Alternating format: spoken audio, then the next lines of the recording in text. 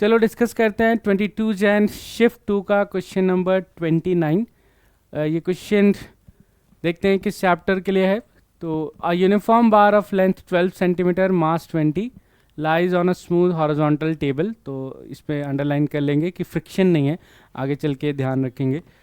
2 point masses m and 2m are moving in opposite direction with speed v in the same plane as shown in the figure. Okay, these masses strike the bar simultaneously, get stuck to it.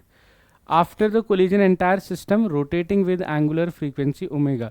Okay, तो इसको हम जो collision plus rotation chapter में include कर सकते हैं, क्योंकि हमें angular frequency at the end solve करनी है और आपको रेशियो बताना है v बाय ओमेगा का रेशियो क्या होगा। ठीक है, चलो तो हम लोग ऐसा मान सकते हैं फाइनल डायग्राम में कि जब ये 2m यहाँ पर आके हिट करेगा और ये m जब यहाँ पे आके हिट करेगा तो ये दोनों स्टिक कर जा रहे हैं या स्टक कर जा रहे हैं, ऐसा लिखा हुआ है।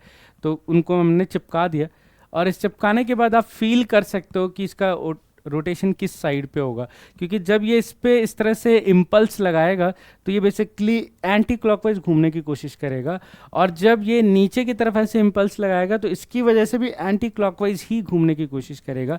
तो दोनों का जो कोलिजन का डायरेक्शन है या जो मोमेंटम है वो इस वेलोसिटी को या आप कह लो इस बार को एंटी क्लॉकवाइज रोटेशन दे देगा। तो इसलिए मैंने एक एंटी क्लॉकवाइज रोटेशन कंसिडर कर लिया। अब इस सवाल को कैसे करना है, क्योंकि नेट एक्सटर्नल टॉर्क जीरो रहा अबाउट सेंटर,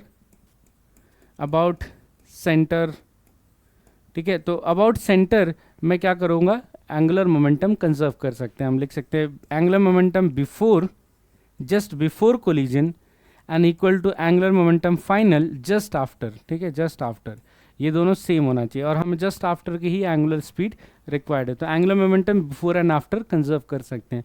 तो चलो सॉल्व करते हैं। तो एंगुलर मोमेंटम पहले हमारे पास टोटल 3 बॉडीज़ हैं या 2 जिसमें पार्टिकल हैं, एक रॉड है। अब रॉड क्योंकि जो बार है वो रेस्ट पर था तो उसका कोई भी एंगुलर मोमेंटम नहीं है। जो भी एंगुलर मोमेंटम है वो इन पार्टिकल्स का था जो कि एक स्ट्रेट लाइन मोशन कर रहे हैं। और जब भी स्ट्रेट लाइन मोशन होता है तो उसमें जो एंगुलर मोमेंटम होता है वो क्या यूज़ होता है, एम वी आर परपेंडिकुलर। और अगर हमारा रोटेशनल मोशन होता है तो क्या यूज़ होता है, आई ओमेगा। थोड़ा सा इन फॉर्मूलाज में भी क्लैरिटी रखेंगे। तो अभी दोनों पार्टिकल के लिए हम M V R perpendicular use करेंगे। ठीक है, तो एम वी आर परपेंडिकुलर देखो कितना है, अबाउट सेंटर, ये रहा हमारे पास सेंटर पॉइंट। ठीक है, तो वेलोसिटी तो v है, दिख रहा है हमें डाउनवर्ड, और परपेंडिकुलर डिस्टेंस भी दिख रहा है विच इज़ 2 सेंटीमीटर आपको दे रखा है। तो इसका तो क्लियर दे रखा है, इसकी भी वेलोसिटी v दे रखी है ऊपर की तरफ, और इसका r परपेंडिकुलर कितना दिया है 4।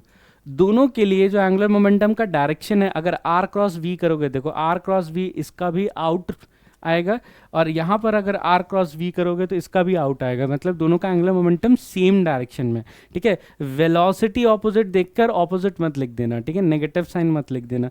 तो मैं क्या कर रहा हूँ कि एंटी क्लॉकवाइज, क्योंकि ये एंटी क्लॉकवाइज ही मोमेंटम है, तो मैं एंटी क्लॉकवाइज को पॉजिटिव मानकर यहाँ पे लिख रहा हूँ।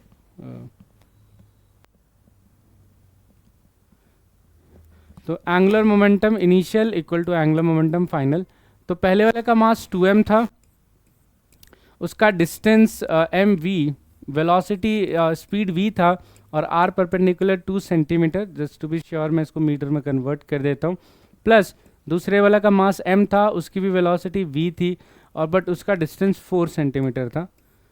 और ये दोनों को प्लस लिया है क्योंकि दोनों को एंटी क्लॉकवाइज डायरेक्शन को मैंने पॉजिटिव ले लिया, इक्वल टू, और रॉड का तो जीरो था, रॉड का था ही नहीं है, बार का बिल्कुल भी नहीं था।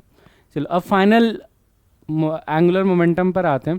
फाइनली हमारे पास क्या है, अगर एक बार ये दोनों पार्टिकल ऐसे चिपक गए, स्टक कर गए, ठीक है, तो अब इनको एक पूरा कंप्लीट एक सिंगल बॉडी मान सकते हैं। इनको अलग अलग कंसिडर करने की ज़रूरत नहीं, बिकॉज वो ऑलरेडी उससे जाकर स्टक कर चुके हैं। तो हम कंप्लीट एक सिंगल बॉडी मान लेते हैं, और ये पूरी बॉडी रोटेट हो रही है ओमेगा से। तो किसी भी रोटेटिंग बॉडी के लिए जो एंगुलर मोमेंटम होता है वो सीधा क्या होता है, आई इंटू ओमेगा। और इसका डायरेक्शन भी देख सकते हो एंटी क्लॉकवाइज है, तो इसलिए ये भी प्लस साइन के साथ ही आएगा। बस हमें मोमेंट ऑफ इनर्शिया लिखना है।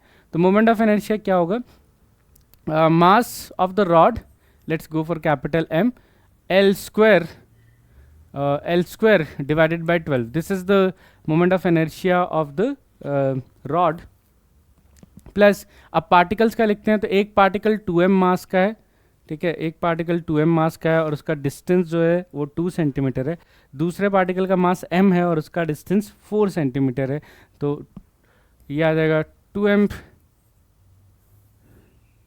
2/100 का होल स्क्वायर, 2/100 का whole square plus m into 4/100 का होल स्क्वायर। ये मोमेंट ऑफ इनर्शिया हो गया पूरे सिस्टम के लिए। लेंथ के लिए भी इंक्लूड कर देते हैं, जैसे टोटल लेंथ जो है वो 12 सेंटीमीटर है, यहाँ से यहाँ तक 12 सेंटीमीटर है, तो लेंथ के लिए भी हम लोग 12 सेंटीमीटर यूज़ कर सकते हैं। और मास भी आई थिंक दे रखा है, तो रॉड का मास देख लेते हैं। तो रॉड का मास 20 m है, ओके, तो रॉड का मास 20 m, तो यहाँ पर हम 20 m यूज़ कर लेते हैं। 20 m 12/100 का होल स्क्वायर डिवाइडेड बाय 12 इस तरह से। अब चलो इस पर थोड़ा सा कैलकुलेशन करके इसको सिंप्लीफाई कर लेते हैं। तो इस साइड से हमें दिख रहा है 4 + 4, तो ये टोटल 8 mv/100 आ जाएगा,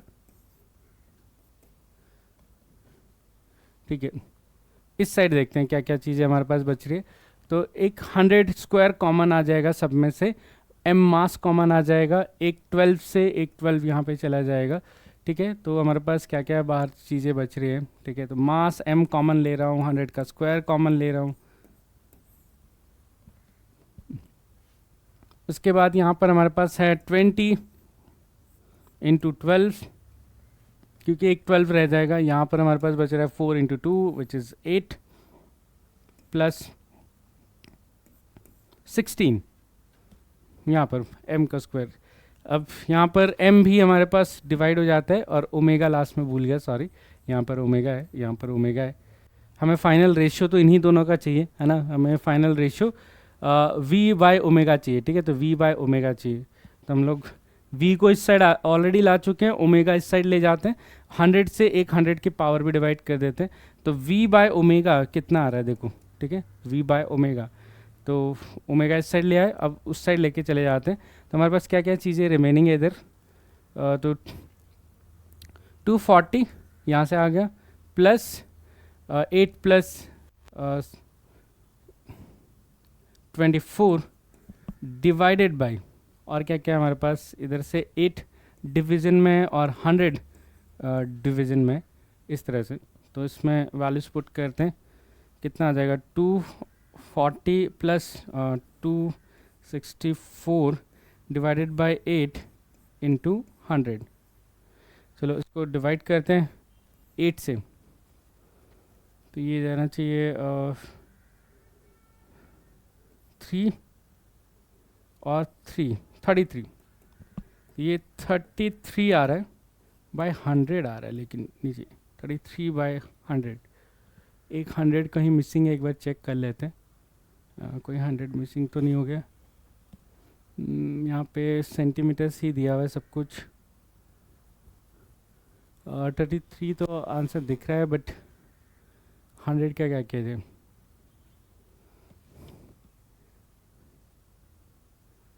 नहीं 100 रह जाएगा इसमें।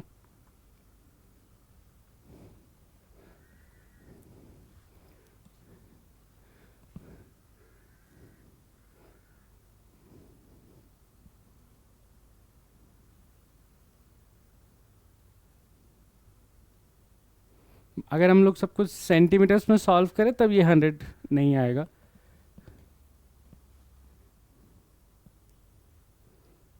बट अगर हम मान रहे हैं कि v और ओमेगा सब कुछ SI यूनिट में है, तो हमें मीटर्स में लिखना पड़ेगा इन डिस्टेंसेस को।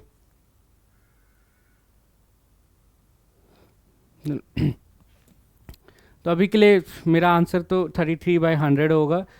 यहाँ पर मुझे लग रहा है कि ये सेंटीमीटर की मिस्टेक की वजह से इन्होंने 33 ही आंसर दे रखा है। तो बट क्योंकि हम लोग मान रहे हैं कि v और ओमेगा अगर एसआई यूनिट्स में हम लोग सॉल्व कर रहे हैं, m भी एसआई यूनिट्स में, चलो m तो डिवाइड हो जा रहा है दोनों साइड से, बट v और ओमेगा अगर एसआई यूनिट में है तो हमें डिस्टेंसेस भी एसआई यूनिट में लेकर ही सॉल्व करना चाहिए। तो मेरा आंसर आएगा 33/100।